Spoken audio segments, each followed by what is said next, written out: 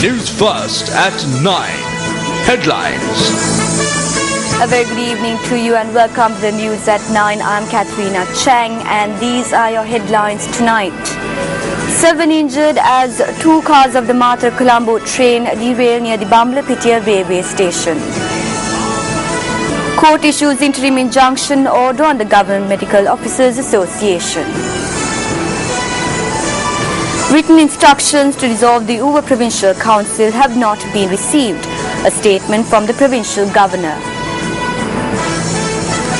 Man who was assaulted opposite the police station during a perihara in Kurunegala confined to hospital bed with restraints. And Brazil and Germany advanced to FIFA World Cup semi-finals. Neymar ruled out with injury. Let's now join the main news desk for details of these stories and much more. Thank you, Katrina, for the headlines. A very good evening. I'm Ramesh Irugal Bandar. Let's dive right into the headline stories.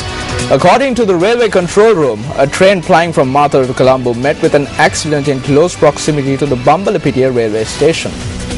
2 carriages of the train have been derailed. The railway control room added that railway services on the coastal line have been disrupted as a result of the accident.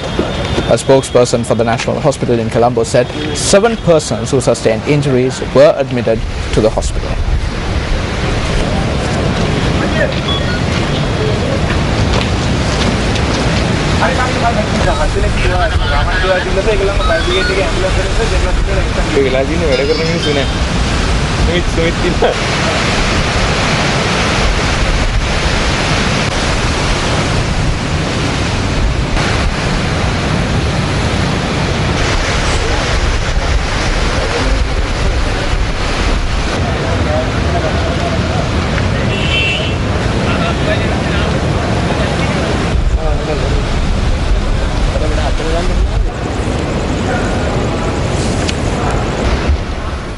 On a much more lighter note, Newsfirst Superstar, which has been wowing audiences for 6 seasons, gave birth to yet another superstar yesterday.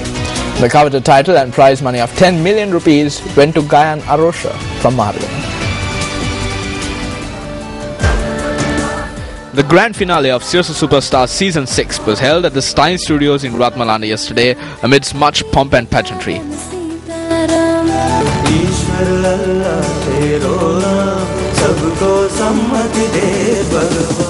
A large number of people gathered at the Stein Studio complex, eager to witness who will be crowned the next Newsfirst Superstar.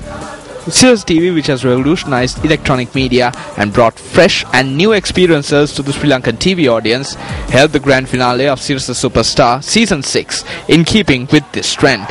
A number of former winners graced the grand finale, adding color to the event.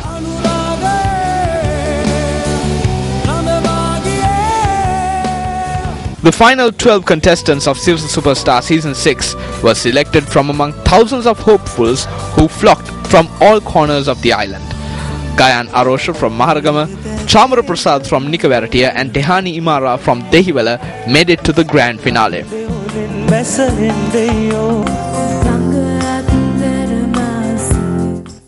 The final 3 showcased their singing prowess on the Superstar stage.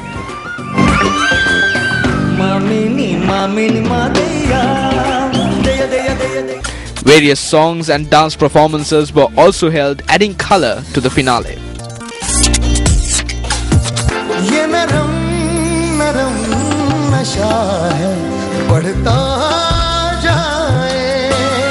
As the audience waited with bated breath, the moment arrived to announce the winner of Newsfirst Superstar Season 6.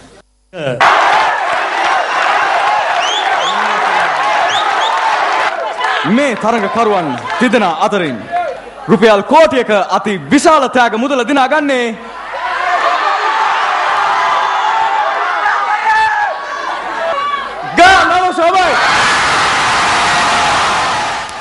Gayan Arosha, the newest Newsfirst Superstar, expressed his appreciation for the supporters that stood by him throughout all his trials and tribulations. Newsfirst Superstar Season 6 winner Gayan Arosha.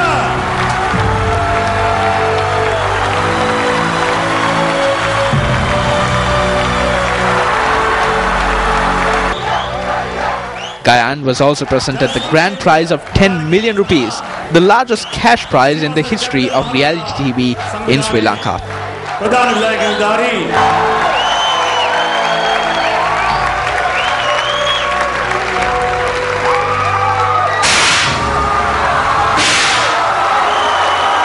Chamara Prasad from Nicobaratiya came in second, while Tehani Mara from Dehiwala came in third.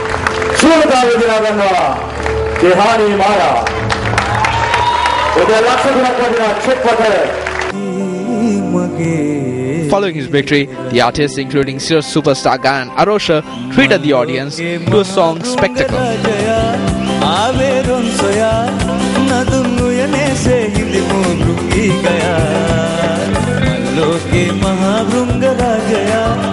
Speaking of Newsfirst following his victory, Gayan said that his goal now is to rejuvenate the field of singing in Sri Lanka.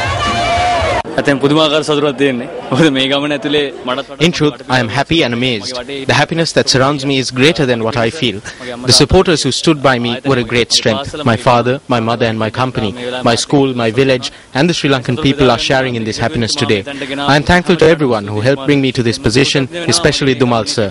I am thankful to everyone who was behind my journey. I am thankful to Sirasa for giving me this stage and taking me to unimaginable heights, enabling me to become a voice of Sri Lanka. I was confined to my village and now I am known all over the world. I am thankful to Sirasa for this. It is my goal, together with Sirasa, to embark on a journey of song and contribute something to the field in Sri Lanka. I thank Sirasa once again.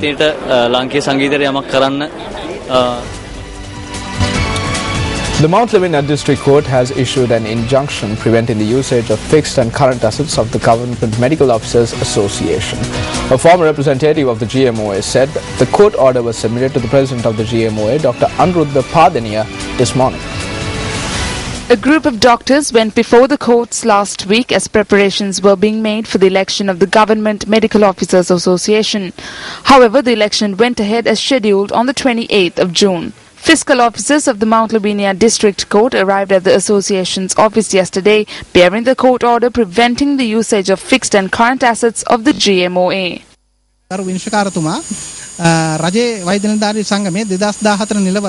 The Honourable Judge has determined that the 2014 election of the Government Medical Officers Association was illegal and conducted in violation of a court order.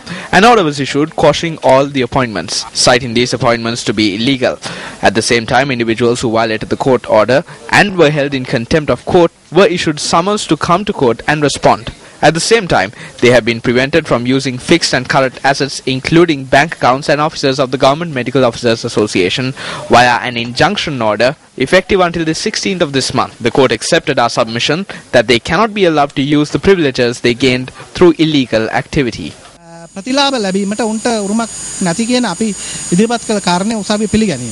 Meanwhile, a former officer of the GMOA says the offices of the GMOA were locked and the keys were entrusted to former GMOA consultant Dr. Saman Abeyewardena this morning. When Newsfirst made inquiries, Dr. Saman Abeyewardena confirmed the matter. Coming up on the news tonight. And in putting an end to it, is it okay to break international law if that is required to put an end to the people smuggling trade? The Australian government will abide by its international obligations. Okay. Australia's foreign minister maintains a government silence on the fate of two reported asylum seeker boats. A 360-degree report coming up on the news. The National Kite Festival 2014, held parallel to the Social Integration Week at 7 locations across the island on the 19th of July. For inquiries, call 0770-409-658 in association with Ministry of National Languages and Social Integration, United Nations Volunteers, Newsfirst, Kite Sri Lanka and the UNDP. Join the National Kite Festival and spread the message of unity across the nation. 40 Afghan and Pakistanis arrested in Colombo. Al-Qaeda operatives in Sri Lanka under Al-Qaeda threat. Read this Sunday's Ceylon Today.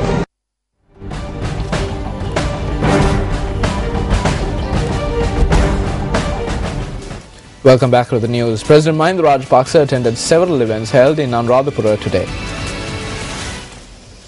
The President presented 104 homes constructed in the Anuradhapura district to war heroes under Phase 16 of the Api Venuwan Api War Heroes Housing Project. 68 homes were presented to the Sri Lanka Army, while 23 homes were presented to the Sri Lanka Navy and 13 homes to the Sri Lanka Air Force. The President also declared open a new 3-story building at the Ruan Valley Central College in Patana, Anuradhapura today. The new building is equipped with an administrative unit, classrooms, a library and a computer unit. The President also declared open the Mahindodaya Technological Laboratory constructed at the school. President Rajapaksa also visited the Batiuddin Mahmud Muslim College in Patana, where he held cordial discussions with teachers and students. On to a story that we have been following closely here at Newsfirst. Against the backdrop where Australia is facing international condemnation over the government's handling of 2 reported boats carrying at least 200 purported Sri Lankan asylum seekers, Australia's Immigration Minister Scott Morrison is due to arrive in Sri Lanka next week. The Department of Government Information, quoting the Minister of External Affairs, noted that Morrison will arrive in Sri Lanka early on Wednesday morning and will be greeted by Deputy Minister of External Affairs Neomal Pereira. He is due to meet with President Mahinda Rajapaksa and senior government officials during his visit. Meanwhile, Australia's Foreign Minister Julie Bishop has maintained that Australia is abiding by its international obligations in an interview with Australia's public broadcaster ABC. Bishop, however, did not confirm the existence of the 2 boats, maintaining her government's policy of not commenting on water operations. We don't discuss operational matters, we don't discuss on-water operational matters, and we certainly don't flag our intentions to the people smuggling trade. This is a criminal trade and we're determined to stamp it out. Okay, because the United Nations, for one, certainly thinks that international law could have been broken. In this case, they think that it has happened. They've recently, in the last few minutes, put out a statement condemning that action. Are you in breach of international law if a transfer like that takes place? Australia abides by its international obligations and will continue to do so, but we will also restore our border protection laws to ensure that people do not die at sea. There is nothing humanitarian about encouraging the people smuggling trade to put people on unseaworthy boats and encourage them to take a dangerous sea journey to Australia. Men, women and children have drowned at sea and we're determined to put an end to it. And in putting an end to it, is it okay to break international law if that is required to put an end to the people smuggling trade? The Australian government will abide by its international obligations. Okay, well the UN says that under international law you must screen asylum seekers that come to Australia for refuge, for instance, that no individual can be turned away involuntarily. Can you guarantee that that has not happened under this government? Australia is aware of its international obligations and will abide by them. But you still won't say whether these transfers have taken place at sea, so how will people know that you actually are abiding by them? It's the government's policy not to comment on operational matters, and I don't intend to start. We are not going to give the people smuggling trade the opportunity to take advantage of people and take money from them and put them on unseaworthy boats, so we're not going to discuss operational matters that would assist and aid and abet a criminal activity. Now, what danger people face in returning to Sri Lanka is going to depend on their circumstances, on their individual stories. And of course, that is why people need to be individually assessed to see what obligations and the strength in which they invoke Australia's obligations. That's why there needs to be a process of individual assessment. But actually, the issue here is that the Australian people have a right to know. It's not a matter of mere curiosity on the part of the Australian public about the fate of hundreds of people or about the actions of their own government. The Australian people have a right to know. Ultimately, the government are responsible to the Australian people. The ABC, quoting the Tamil Refugee Council, reports that at least 11 people who Australia has reportedly handed over to the Sri Lankan Navy have been previously tortured. The ABC reports that the asylum seekers reportedly are or have been aboard an Australian customs ship, and despite having claims for protection, will reportedly be or have been handed over to the Sri Lankan Navy. Newsfirst made several attempts to contact the spokesperson of the Sri Lanka Navy, Commander Kosala Warnakulasuriya, and the director of the Media Centre of the Ministry of Defence and Urban Development, Brigadier Ruwan Wanigasuriya, to make inquiries regarding these allegations. Our attempts were unsuccessful. Meanwhile, the ABC reports that Australia's Immigration Minister Scott Morrison is to introduce a national interest test to screen asylum seekers with the intention of preventing the granting of permanent protection visas to illegal arrivals. The ABC reports that Morrison's move comes after Australia's High Court rejected a cap on permanent protection visas recently. As a result of the High Court decision a couple of weeks ago, we now see this minister seek to place himself above the High Court as well. This is a minister who's placed himself above the Parliament, placed himself above the High Court. He certainly places himself above the Australian people in not giving people information, and for him, Australia's institutions, our legal system, our parliamentary democracy is a mere afterthought. 8 days have lapsed since the last known contact with the asylum seekers. We report, you decide. Well, we will continue to monitor this story and bring you the latest developments as and when it occurs. In other local news, Governor of the Uva province, Nanda Matthews, says that he has not been informed in writing about the decision to dissolve the provincial council. When inquired, he noted that the consent of the Chief Minister of the province is required to dissolve the council. The tenure of the Uva Provincial Council is due to conclude in September. Governor Nanda Matthews stated that although speculation has been circulating about the Uva Provincial Council election, he is yet to receive an official request to call for an election. The Badulla and Munaragala districts make up the Uva province. 32 members are elected to the Provincial Council from these two districts. 21 members are elected from Badulla, while 11 are elected from the Munaragala district. The opposition charges that attempts are being made to reduce the number of members elected from Badulla and increase the equivalent value in the number of seats allocated for the Munaragala district.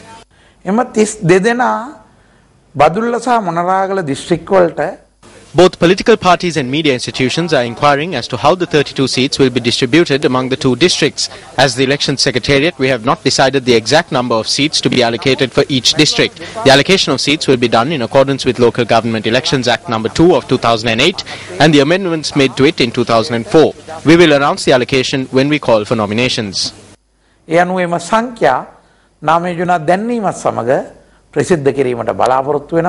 Even though a large number of public representatives represent Munaragala both at provincial level and at a national level, the district continues to face numerous shortcomings. According to the official district party lines calculated by the Department of Census and Statistics, the Munaragala district has constantly fallen below the national average over the past 12 years. The official poverty line at national level for June this year stands at 3,886 rupees, which is the minimum expenditure per person per month to fulfill basic needs. However, the minimum expenditure for residents of the Munaragala district stands at 3,785 rupees. Even districts such as Vaunia, Trincomalee and Batticaloa have surpassed the national level. The district of Munaragala is home to 435,000 individuals belonging to 118,018 families. 49,366 families in the Munaragala district are Samurdhi beneficiaries. When councillors are elected, these councillors should stay in the area because it is difficult for us to work when we have to go looking for them. The councillors who win are not in the allocated provinces. Their only aim is to win in the provincial council election. These rulers come here only during the elections. The election is of no use to us. It is the same if it is held or not. Leader of the JVP, Andrew Kumar Desanayake, says that the government is planning to conduct a presidential election.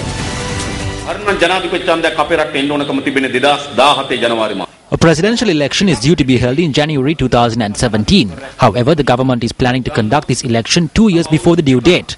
They know that it is difficult to maintain their rule for another 2 years. He has 2 more years to hold on to the executive powers, which seems limitless. However, a new camp is being created which opposes these powers. According to what we have heard, Ranil Wickremesinghe has decided to contest for the presidential election. This is a decisive time. While a front is being created with Ranil Wickremesinghe at its helm, another front is being created to prolong the tenure of President Rajapaksa. We believe that neither camp will be able to steer this country to a more prosperous future. We should create a formidable force against these two major camps. Let us create this force to bring about broad reforms in the country's political arena. While Anukumar Dissanayake expressed such sentiments, the United National Party says that it is prepared to face any election. Leader of the party and opposition leader Ranil Wickremesinghe made this statement during a meeting held in Ruanwala.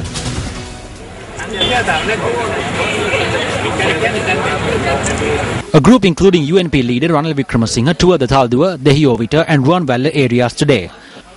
Ranil Wickremesinghe first visited the Thalduwa public market to interact with the merchants as well as the public.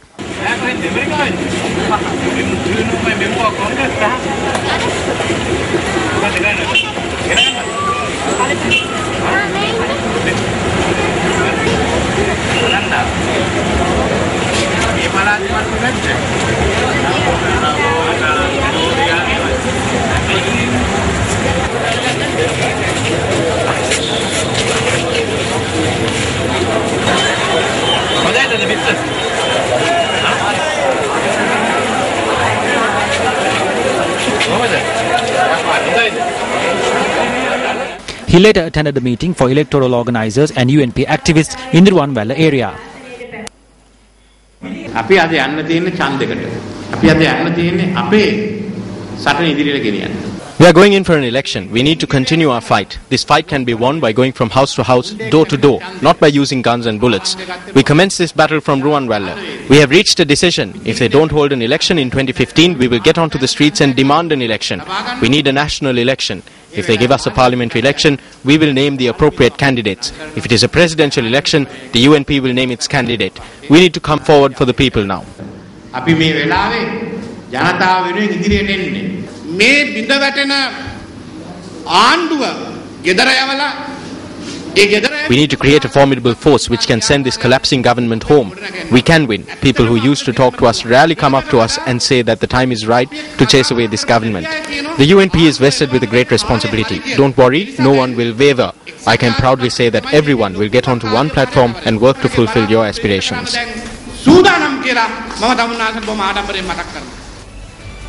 With the topic of elections once again being broadly discussed among the public, a number of ruling party politicians made these statements recently.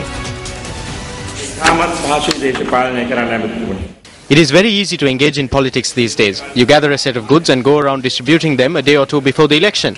After they get themselves elected to the provincial councils and parliament through such actions, they have to face current issues in the country. The parliament used to be a place where relevant current issues were discussed.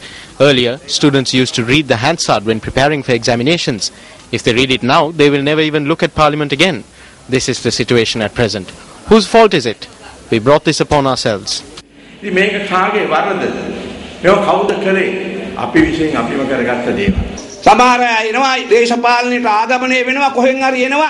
Some people enter politics with loads of money. They begin by distributing clothes. Then they distribute other goods. After that, they are nowhere to be seen.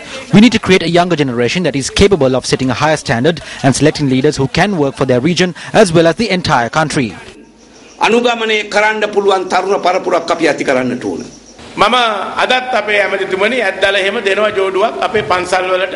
I am distributing ivory tusks to temples. When I donate these things, the people appreciate it. However, when others donate goods, at times the people get angry and berate them. These days, when you donate goods, the person who makes the donation and the person who accepts the donation is not happy about it. So I don't distribute such goods.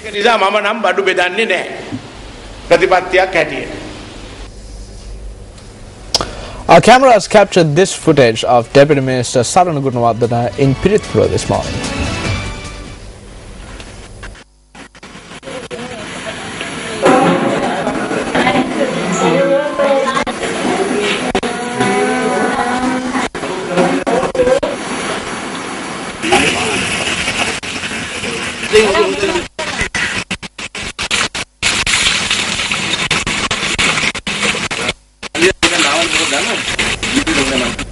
Still to come on the news tonight, tensions spike in the West Bank following the burial of a Palestinian teenager who was allegedly burnt alive. More details later on in the news bulletin.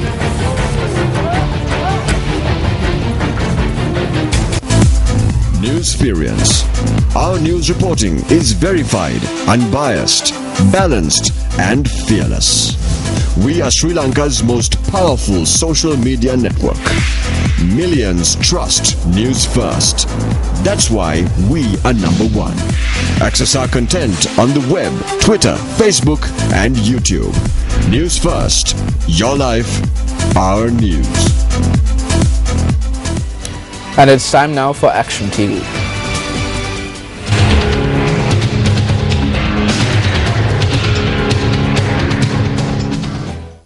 The Kurunagala Posun Perahara, which is an annual event, took to the streets on the 27th of last month, featuring many attractions. This individual is one of many hundreds of people who gathered to witness this Perahara. However, he did not get to see the Perahara as he met with an unfortunate incident before the start. Suminda and I went to see the Perahara. I was carrying his child for some time before crossing to the other side. He saw me after some time and attempted to come to my side. This is when he was assaulted by an individual in civilian clothing. He fell down. He was then dragged away and dropped off near a concrete ridge close to the yellow crossing.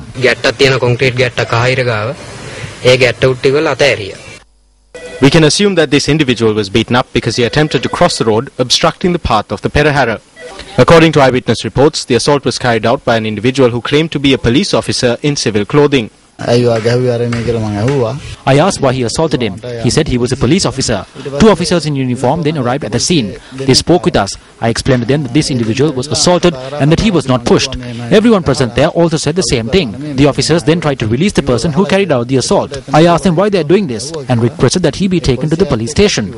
They told me that they were on Perahara duty and asked me to take him to the station.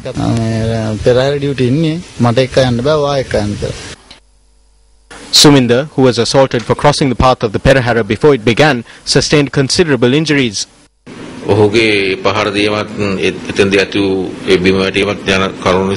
His skull has fractured and he has sustained internal bleeding in the brain due to his fall and the assault that he sustained. He is not fully conscious.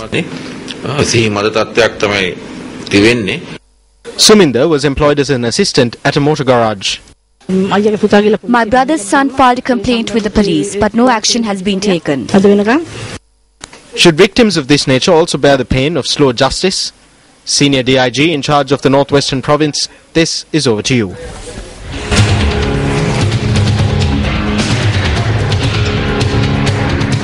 In other local news, Deputy Minister of Petroleum Industries Sarana Gunawardhan says that there will not be a shortage of fuel in the island, even though there is a fault in the pipeline which transports refined fuel.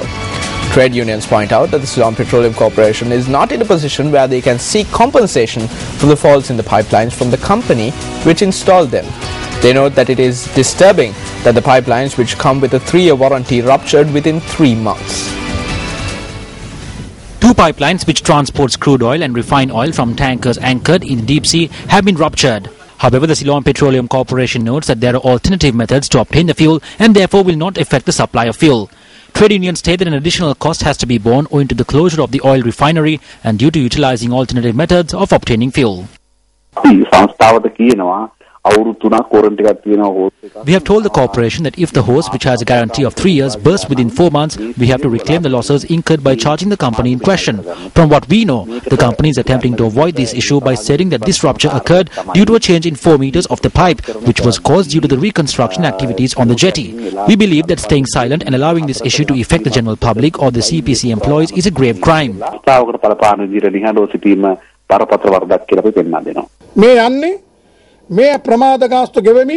What will happen is that because of the delay, they are paying millions for shipping costs, and at the end of the day, the corporation will have no money to purchase fuel. The 300 billion credit they owe the state bank has increased.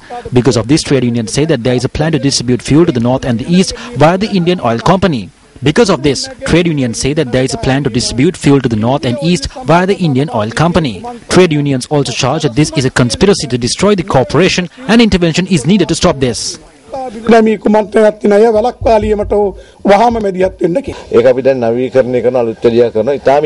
the process of repairing it and it will be done in a matter of days. We did have additional pipelines, so it will be easy to attend to this matter. We will now attend to the main matter and complete it and distribute fuel to the public in all other sectors in a way that there will be no shortage in any way. We are now bearing the problems caused by the UNP on our shoulders, and we are gradually releasing these tensions. For example, the oil tanks that we had were sold to the IOC, and now we are trying to reclaim these. We had 102 oil tanks in Trincomalee. These were sold to the IOC. We are trying to reclaim all of this. US Ambassador to Sri Lanka Michelle Sisson says that the United States values its relationship with Sri Lanka. She made these remarks at an event held to celebrate the 238th Independence Day of the United States. The event organized by the US Embassy in Sri Lanka was held to mark the 238th Independence Day celebrations of the United States. A distinguished gathering was in attendance at the event.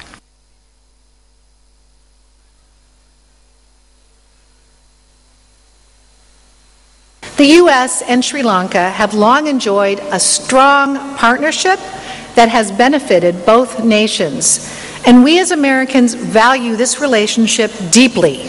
As President Obama has said, human progress has always been propelled at some level by what happens in civil society, which is citizens coming together to insist that a better life is possible. Since Sri Lanka's independence, the United States has worked through USAID to provide over $2 billion to assist and support the Sri Lankan people. Today, USAID livelihoods projects and partnerships with the private sector have secured economic opportunities and created thousands of jobs. Well, Germany became the first nation to reach 4 consecutive World Cup semi-finals as Mats Hummels' early header proved enough to see them past France at the Maracanã and will face Brazil, who beat Colombia 2-1. However, Brazil's victory was tainted with concern after starman Neymar left the field on a stretcher in the closing stages and was taken to a hospital with a back injury and has been ruled out of the World Cup.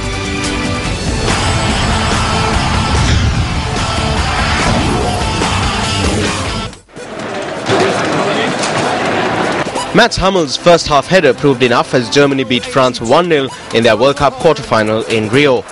Hummels, returning to the side after illness, nodded home a Toni Kroos free kick in the 12th minute at the Maracanã yesterday, and that ultimately proved enough to book a semi-final date against host Brazil in Belo Horizonte next Tuesday.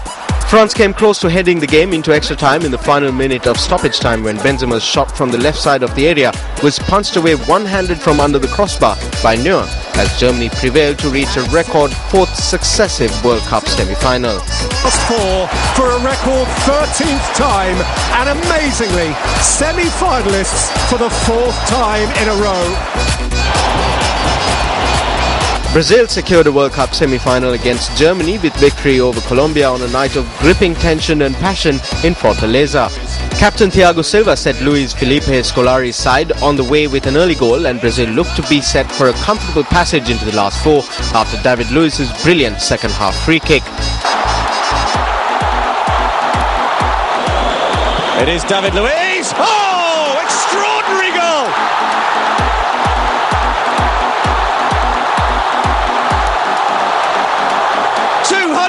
Million people have just jumped in the air simultaneously. Brazil lead 2-0 in this World Cup quarter-final. In a magnificent atmosphere built on a cascade of colour and a wall of sound, new World Cup star James Rodriguez set up a thrilling finale when he pulled a goal back from the penalty spot with 10 minutes left. But Brazil will be without superstar and main striking hope Neymar, who has been ruled out of the World Cup with a fractured vertebrae after being kneed in the back by Juan Zuniga in a challenge that went unpunished. 22-year-old Neymar was in tears when he was carried off on a stretcher before being taken to hospital in Fortaleza.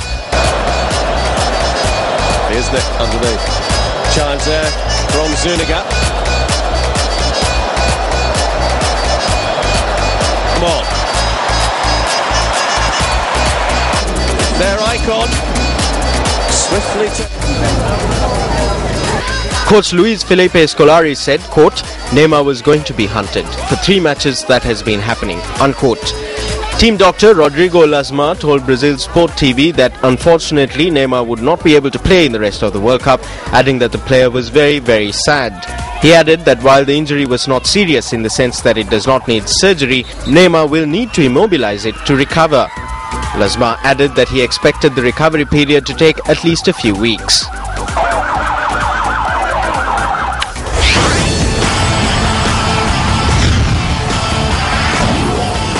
Katrina Chang joins us now with the weather update.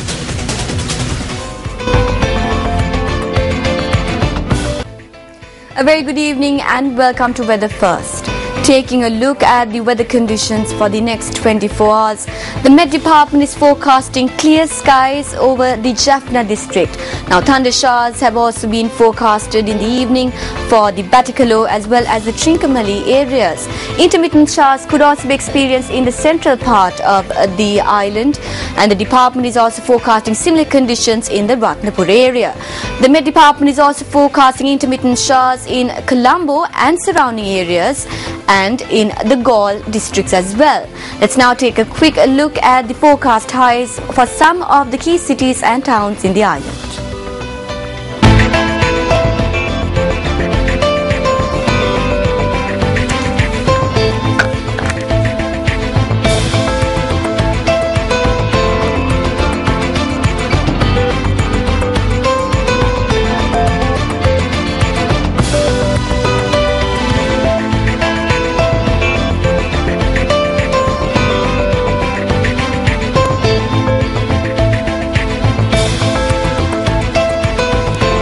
Well, that wraps up primetime news for tonight. For the Newsfirst team, I'm Ramesh Bandara.